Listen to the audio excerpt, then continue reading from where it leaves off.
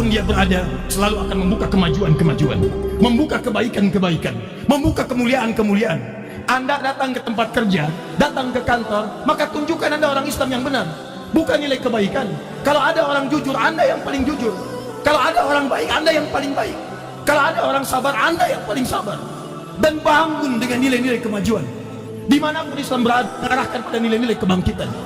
Maka sekarang pertanyaannya, kalau dulu Nusantara bisa maju dengan penduduk yang sangat terbatas jauh dibandingkan dengan sekarang, maka hari ini kita harus buktikan dengan kalimat takbir kita bahwa 200 juta lebih muslim di Indonesia ini akan mengantarkan bangsa ini pada kemajuan-kemajuan, akan mengantarkan pada kemuliaan-kemuliaan, akan mengantarkan pada sifat-sifat kebaikan. Tunjukkan, buktikan, dan kita ikrarkan mulai hari ini dengan lisan kita dari Bekasi untuk dunia seluruhnya bahwa nilai keislaman yang hakiki akan memancar di bumi pertiwi. Anda tidak pernah berbuat seperti dia, tapi kalau Anda tidak mau berubah sampai hari ini, tidak ada peluang bagi Anda untuk menghadap dalam kebaikan kepada Allah Subhanahu wa Ta'ala. Maka pulanglah Anda ke rumah, diskusilah dengan keluarga. Saatnya hari ini kita berubah untuk lebih baik dalam pandangan Allah Subhanahu wa Ta'ala, karena kapanpun mudah bagi Allah mewafatkan Anda. Jika Anda tidak mampu berlomba dengan orang soleh meningkatkan kebaikan mulai hari ini, maka berlombalah dengan para pendosa untuk bertobat kepada Allah Subhanahu wa Ta'ala.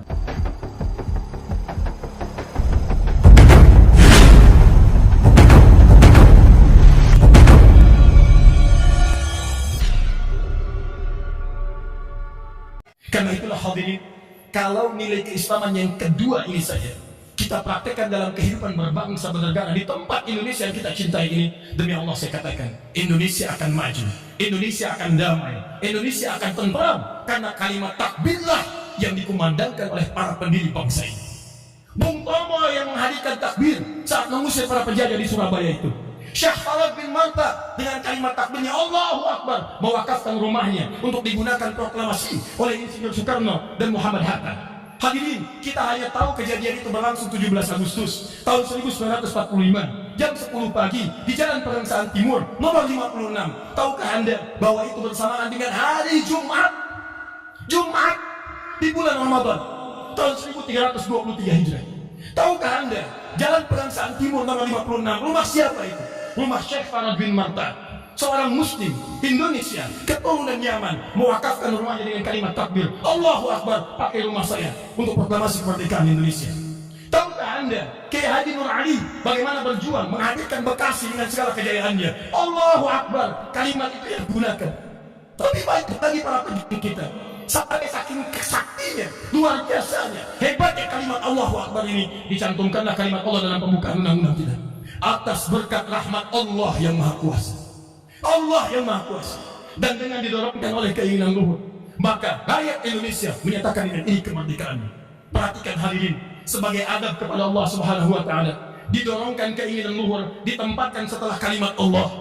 Karena kalaupun bangsa kita ini merdeka, kalau Allah tidak menyertai itu semua, tidak akan dicapai kemerdekaan itu.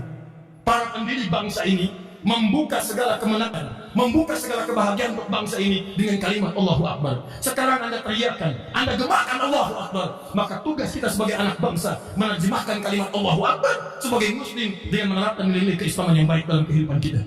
Anda boleh jadi apapun di tempat ini, tapi jadilah muslim yang baik. Anda jadi pengusaha, jangan tinggalkan sholat, jauhi riba, karena itulah keteguhan Islam kita yang dimintakan dengan kalimat takbir. Anda jadi ibu rumah tangga, jadi ibu yang baik, rawat anak-anak dengan baik, tumbuhkan nilai kejujuran, tumbuhkan disiplin seperti Anda disiplin saat puasa. Kapan waktunya buka, kapan waktu sahur, kapan waktu ibadah. Madrasah ini Anda harus bawa dalam kehidupan dengan kalimat takbir yang Anda gemakan pada saat ini. 3. Quran surah kedua Al-Baqarah ayat 185. Dan inilah puncak kalimat takbir yang disebutkan dalam Al-Quran. Syahrul Ramadan alladzi unzila fihi al-Quran hudan linnas. Di bulan Ramadan itulah hadirin diturunkan Al-Quran sebagai petunjuk bagi seluruh manusia.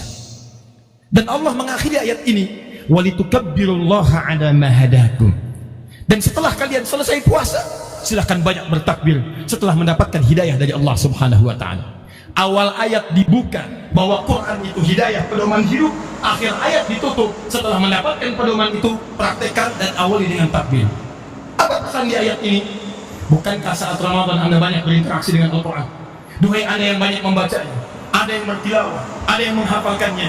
Allah katakan, saya tidak sekedar menjadikan Quran untuk kalian baca, untuk kalian dalami, untuk kalian hafalkan, tapi lebih daripada itu, saya menginginkan, kata Allah, isi Quran praktekkan dalam kehidupan kalian. Karena Al-Quran dari Al-Fatihah sampai dengan An-Nas itu bukan sekedar kitab bacaan. Kita baca itu untuk memahami isinya, paham itu untuk mengamalkannya. Ternyata dalam Quran isinya lengkap petunjuk kehidupan kita, dari mulai terlahir sampai kembali kepada Allah Subhanahu wa Ta'ala. Anda yang dari kecil ada ayat-ayat membina bagaimana anak-anak kecil jadi baik. Anda yang berumah tangga ada pedoman hidup berumah tangga dengan samara. Anda yang bekerja ada pedoman mencari nafkah, bukan cuma kaya, melimpah dan berkah dalam kehidupan Anda. Anda yang jadi pemimpin ada ayat-ayat kepemimpinan. Anda yang bahkan jadi seorang diri pun, Anda yang seorang diri pun menegakkan nilai-nilai kebaikan, tidak luput dari tuntunan dalam Al-Quran. Karena itu hadirin, terlebih para penghafal Quran. Penghafal Quran bukan sekedar hafal, tapi ayat yang dihafal membawa dia dalam kehidupannya. Anda melihat, ayat mata masuk ke mata Anda, bagaimana cara melihat yang benar. Anda berjalan, ayat Quran masuk ke kaki Anda, membimbing Anda bagaimana cara melangkah yang benar. Jika Anda benar-benar mempraktikkan isi Quran, maka Allahu Akbar. Perhatikan umat jahiliyah, orang yang suka mencela, orang yang kasar, suka memukul, berkelahi tiap hari, sukanya tidak ada nilai-nilai kebaikan di dalamnya, hanya sedikit dalam nilai-nilai kemuliaan. Hadirin, ketika Quran diturunkan di tempat itu, Allah tidak turunkan Quran di Romawi yang sudah maju, di Persia yang sudah berkembang dengan sangat pesatnya, tapi Allah turunkan di tempat yang paling terbelakang dengan adab yang sangat minim sekali. Tapi hebatnya begitu turun Al-Quran, berubahlah semua sikap orang-orang jahiliyah, dari mencela jadi mencinta, dari memukul jadi merangkul, dari mengejek jadi mengajak, dan tiba-tiba maju mengalahkan Romawi, menaklukkan Persia, berkembang sampai ke setiap tempat. Hebatnya, datang ke Spanyol, maju Spanyol, maju Spanyol, datang ke Baghdad, berkembang pesat di Baghdad, jadi syiar keislaman, mercusuar pengetahuan. Datang ke Nusantara, Nusantara maju. Silahkan cek masa-masa keislaman awal abad ke-7 Hijrah, bagaimana saat datang ke Samudra Pasai, maju Samudra Pasai. Datang ke Jawa, maju Jawa. Datang sampai ke wilayah Ambon, Maluku, Maluku dari bahasa Arab, dari kata Malak, Muluk, Jaziratul Muluk, Jazirah, pulau, Muluk, pulau-pulau kerajaan. Di sana ada Ternate, Tidore, dan seterusnya. Maju seluruhnya dan disatukan dalam konsep Bhinneka Tunggal Ika dalam kemerdekaan Republik Indonesia. Islam ketika datang kemanapun selalu membuka nilai-nilai kebaikan. Islam membuka nilai-nilai kemajuan. Islam membuka nilai-nilai kemuliaan. Maka dari itu tidak pernah ada istilah penjajahan dalam Islam. Catat kalimat ini. Penjajahan dalam bahasa Arab disebut ihtilal, tapi Allah memperkenalkan satu istilah yang sangat dahsyat disebut dengan fatah. Fathun, pembukaan. Fathu Makkah, pembukaan kota Makkah. Fathul Andalus, pembukaan kota Spanyol. Fathul Baghdad, pembukaan kota Baghdad. Inna fatahna laka fatham mubina. Kami akan buka dengan segala nilai-nilai kebaikan, dengan kebaikan-kebaikan yang nyata. Jadi prinsip ayat ini ingin mengajarkan kepada kita, orang Islam itu dimanapun dia berada selalu akan membuka kemajuan-kemajuan, membuka kebaikan-kebaikan, membuka kemuliaan-kemuliaan. Anda datang ke tempat kerja, datang ke kantor, maka tunjukkan Anda orang Islam yang benar, bukan nilai kebaikan. Kalau ada orang jujur, Anda yang paling jujur. Kalau ada orang baik, Anda yang paling baik. Kalau ada orang sabar, Anda yang paling sabar. Dan bangun dengan nilai-nilai kemajuan. Dimanapun Islam berada, arahkan pada nilai-nilai kebangkitan. Maka sekarang pertanyaannya, kalau dulu Nusantara bisa maju dengan penduduk yang sangat terbatas jauh dibandingkan dengan sekarang, maka hari ini kita harus buktikan dengan kalimat takbir kita bahwa 200 juta lebih muslim di Indonesia ini akan mengantarkan bangsa ini pada kemajuan-kemajuan, akan mengantarkan pada kemuliaan-kemuliaan, akan mengantarkan pada sifat-sifat kebaikan. Tunjukkan, buktikan, dan kita ikrarkan mulai hari ini dengan lisan kita dari Bekasi untuk dunia seluruhnya bahwa nilai keislaman yang hakiki akan memancar di bumi pertiwi. Tunjukkan bahwa kita bangsa hebat. Kita diberikan oleh Allah karunia yang sangat berlimpah.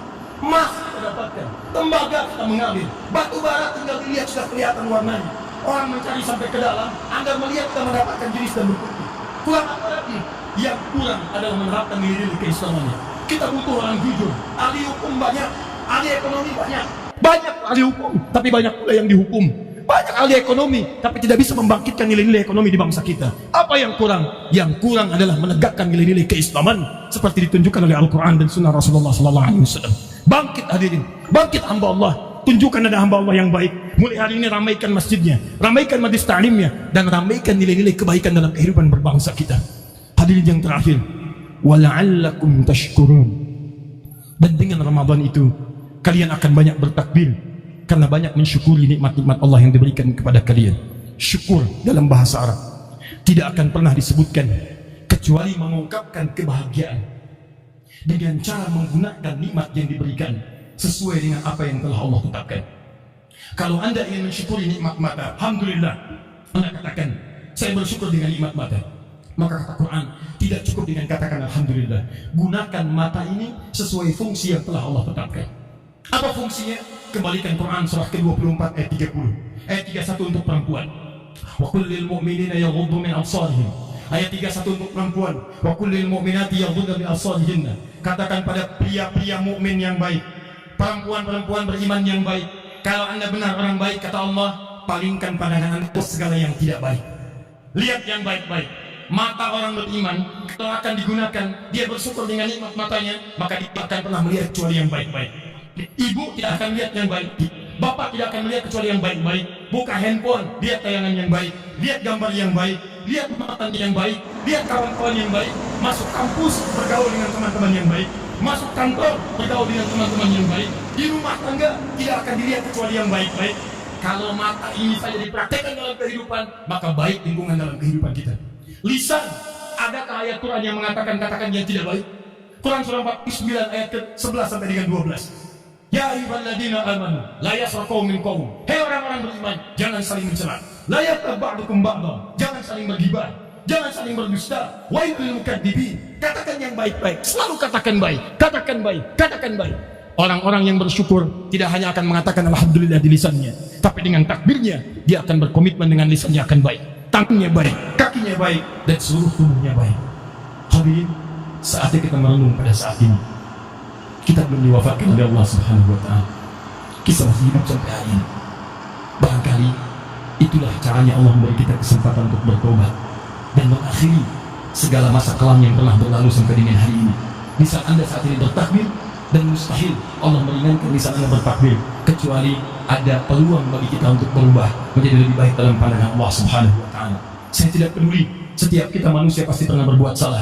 Ada yang bermaksiat. Bukankah di Quran disyaratkan ada yang pernah membunuh orang sampai dengan 100 orang, tapi dia bertobat, dalam tobatnya kemudian dia wafat di jalan menuju majelis ilmu, diampuni dosanya dan dijamin dalam surganya. Anda itu belum pernah bunuh orang, Anda belum pernah menyakiti orang seperti orang itu. Dia luar biasa banyak maksiatnya, dia tobat, diampuni, masuk surga. Anda tidak pernah berbuat seperti dia. Tapi kalau Anda tidak mau berubah sampai hari ini, tidak ada peluang bagi Anda untuk menghadap dalam kebaikan kepada Allah Subhanahu wa Ta'ala. Maka pulanglah Anda ke rumah, diskusilah dengan keluarga. Saatnya hari ini kita berubah untuk lebih baik dalam pandangan Allah Subhanahu wa Ta'ala. Karena kapanpun mudah bagi Allah mewafatkan Anda. Jika Anda tidak mampu berlomba dengan orang soleh meningkatkan kebaikan mulai hari ini, maka berlombalah dengan para pendosa untuk bertobat kepada Allah Subhanahu wa Ta'ala.